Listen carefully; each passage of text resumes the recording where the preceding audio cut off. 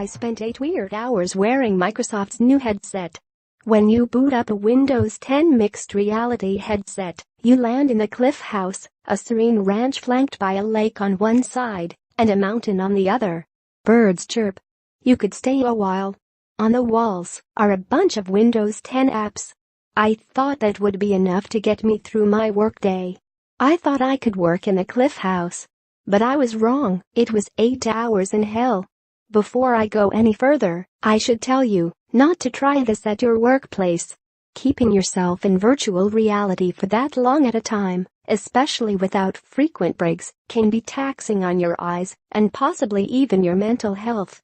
More best VAR-ready gaming PCs. I started my day with our usual editorial meeting and then plugged in an Acer mixed reality headset to my office-issued Dell XPS 15.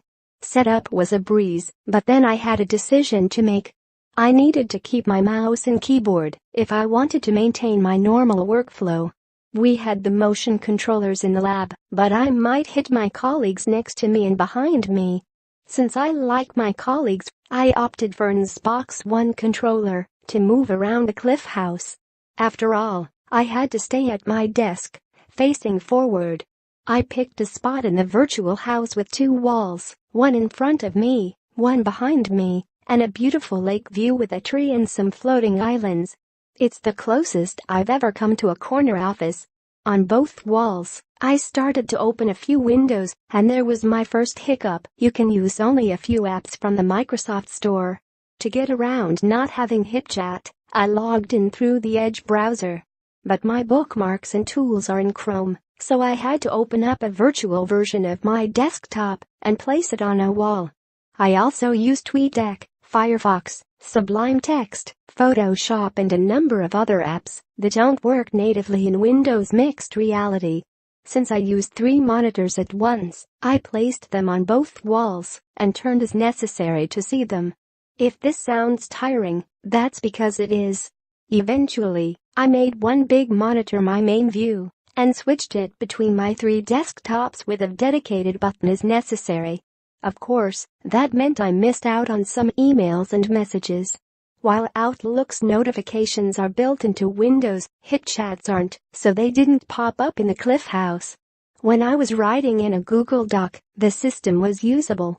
The text wasn't all that crisp, and I could see the pixels, and the Acer headset's 1440x1440 lenses have blurry peripheral vision. But it was only when I needed to use multiple programs at once that the experience got hectic. At first, I would flail wildly with the Xbox controller, researching, then typing, and back again. Whether I did that or clicked back and forth between monitors, it was kind of a mess. You can have only one virtual desktop running at a time too. The rest go to sleep unless you click on them and actively use them.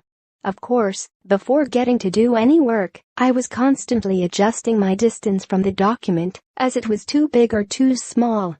Eventually, I hit my Goldilocks position and tried to stay there as much as possible.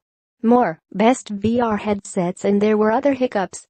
When viewed through the headset, my desktop just didn't respond to some clicks or needed to be clicked multiple times.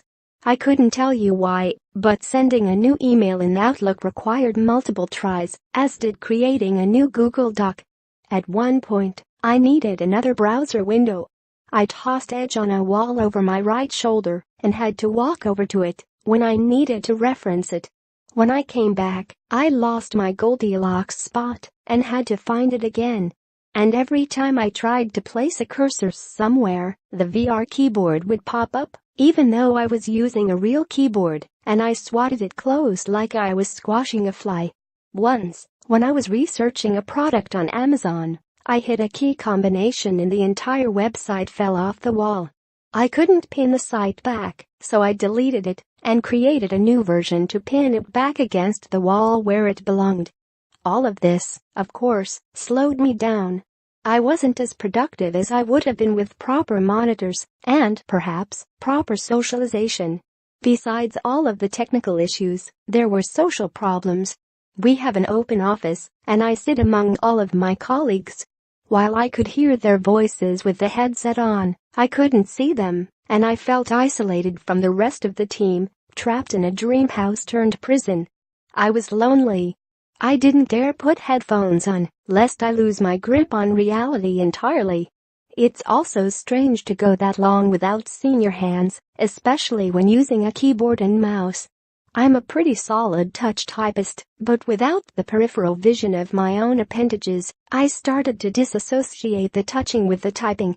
More, Microsoft's amazing HoloLens, everything we know so far. At one point early in the morning, I grabbed my water bottle, only to find